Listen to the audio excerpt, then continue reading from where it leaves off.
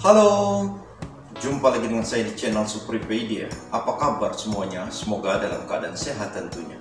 Ibunda dan pemirsa sekalian, salah satu masalah kesehatan pada ginjal yang sering dialami oleh anak adalah sindrom nefrotik yang di masyarakat biasa disebut dengan ginjal bocor. Sindrom nefrotik ini adalah kumpulan gejala yang menyebabkan gangguan pada ginjal, di mana kondisi ini biasanya ditandai dengan tingginya kadar protein pada urin akibat bocornya protein dari ginjal. Sindrom nefrotik perlu diwaspadai karena dapat menyebabkan komplikasi seperti terjadinya infeksi, penyumbatan pembuluh darah, terjadinya hipertensi dan gagal ginjal kronik yang membutuhkan hemodialisa atau cuci darah dan pada akhirnya dapat mengakibatkan kematian. Terus, bagaimanakah tips penanganan dan pencegahan sindrom nefrotik pada anak ini? Untuk mengetahui caranya, tetaplah di channel ini dan jangan lupa subscribe.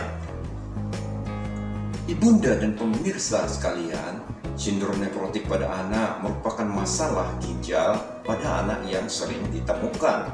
Pada kondisi ini terjadi kerusakan pada sistem penyaringan pada ginjal yang disebut dengan glomerulus. Sistem tersebut merupakan pembuluh darah kecil yang bertugas menyaring zat-zat yang tidak diperlukan oleh tubuh. Saat glomerulus rusak, tidak hanya produk sisa atau kelebihan cairan yang dikeluarkan oleh ginjal, tetapi juga protein yang diperlukan tubuh juga ikut dikeluarkan. Ibunda dan pemirsa sekalian, kejadian sindrom nefrotik pada anak di Indonesia dilaporkan sering terjadi pada usia kurang dari 14 tahun, di mana anak laki-laki jumlahnya 2 kali lebih banyak dari anak perempuan. Adapun penyebab terjadinya sindrom nefrotik dapat dibagi menjadi 3. Yang pertama yaitu keadaan kongenital, yaitu sindrom nefrotik yang terjadi sejak lahir. Kemudian proses primer atau idiopatik, di mana terjadi kerusakan glomerulus yang belum diketahui penyebabnya. Yang ketiga yaitu proses sekunder yang mengikuti penyakit sistemik, antara lain lupus eritematosus sistemik.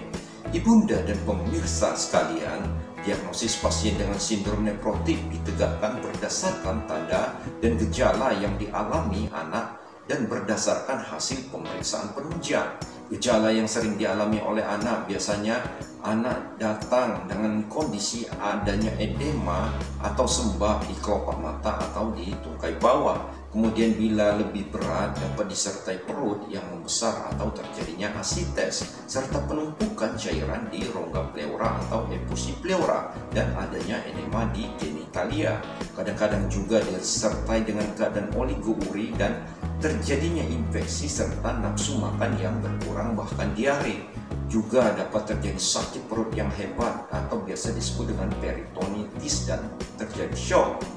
Sedangkan pemeriksaan penunjang yang dapat dilakukan yaitu dengan melakukan pemeriksaan urinalisa untuk melihat adanya protein di dalam urin. Sedangkan kultur urin dilakukan hanya untuk melihat adanya tanda infeksi saluran kemih. Pemeriksaan yang lain yaitu pemeriksaan darah meliputi darah tepi lengkap, kemudian albumin dan kolesterol serum, serta dilakukan pemeriksaan ureum kreatinin. Sedangkan pemeriksaan biopsi ginjal dilakukan untuk mengetahui kondisi histopatologis dari glomerulus. Ibunda dan pemirsa sekalian, dari tanda dan gejala serta pemeriksaan penunjang maka terdapat beberapa hal yang dapat dijadikan pedoman dalam menegakkan kondisi sindrom nefrotik pada anak, yaitu adanya protein urea masif, kemudian adanya kondisi hipoalbuminemia, adanya edema serta hiperkolesterolemia. Ibunda dan pemirsa sekalian, perlu diketahui juga bahwa apabila didapati anak dengan kondisi klinis sindrom nefrotik yang pertama kali, maka sebaiknya anak tersebut dirawat di rumah sakit dengan tujuan untuk mempercepat pemeriksaan dan evaluasi pengaturan nutrisi. Selain itu juga untuk penanggulangan keadaan edema dan memulai pengobatan steroid dan edukasi kepada orang tua.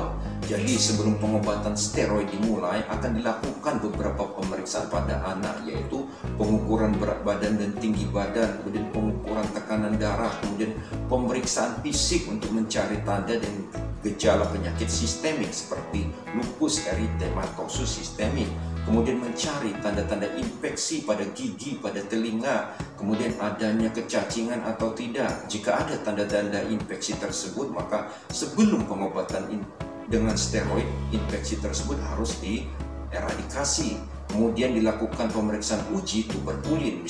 Bila hasilnya positif, maka dilakukan profilaksis dengan INH. Kemudian bila terbukti menderita tuberkulosis, harus diterapi dengan OAT.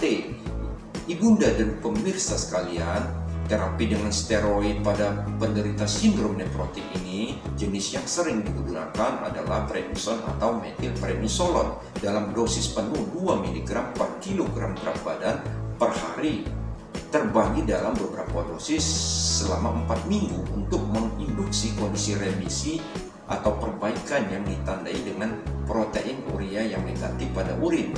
Bila terjadi remisi dalam 4 minggu pertama, dapat dilanjutkan dengan 4 minggu kedua dengan dosis 1,5 mg per kilogram berat badan per hari selang sehari. Kemudian bila dengan pengobatan dosis penuh tidak terjadi remisi, maka pasien dinyatakan dengan kondisi resisten steroid.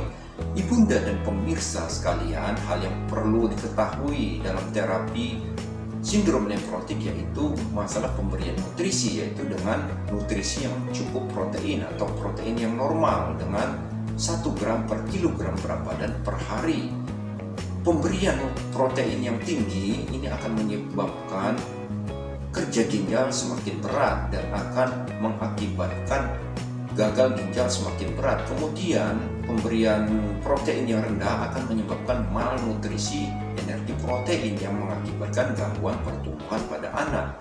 Sedangkan diet rendah garam hanya dilakukan pada penderita dengan kondisi edema yang berat. Ibunda dan pemirsa sekalian perlu diingat juga bahwa untuk melakukan pembatasan cairan selama ada edema berat, hal ini dapat dilakukan dengan pemberian diuretik seperti furosemid dengan dosis 1 mg per kilogram berat badan per hari.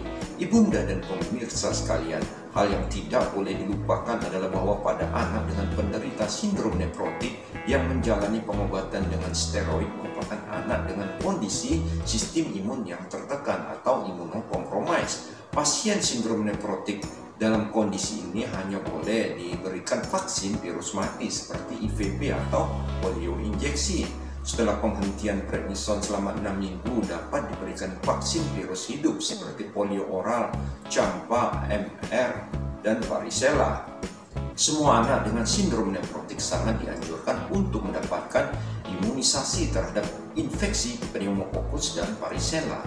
Ibunda dan pemirsa sekalian, perlu dipahami juga bahwa pencegahan terjadinya sindrom nefrotik pada anak masih belum diketahui karena sering bersifat idiopatik. Pencegahan yang dapat diupayakan adalah mencegah agar tidak terjadi kekambuhan pada sindrom nefrotik yang sudah mengalami remisi atau perbaikan, yaitu dengan istirahat yang cukup, dengan minum obat yang teratur, dengan nutrisi yang seimbang, dan pencegahan infeksi dengan menerapkan pola hidup bersih dan sehat. Kemudian perawatan di rumah sakit pada anak sindrom nefrotik yang kambuh hanya dapat dilakukan bila terdapat edema di seluruh tubuh yang berat disertai dengan komplikasi muntah, infeksi berat, gagal ginjal, dan shock. Tirah baring tidak diperlukan atau dipaksakan, sedangkan aktivitas fisik disesuaikan dengan kemampuan anak. Bila edema tidak berat, maka anak dapat diizinkan untuk bersekolah.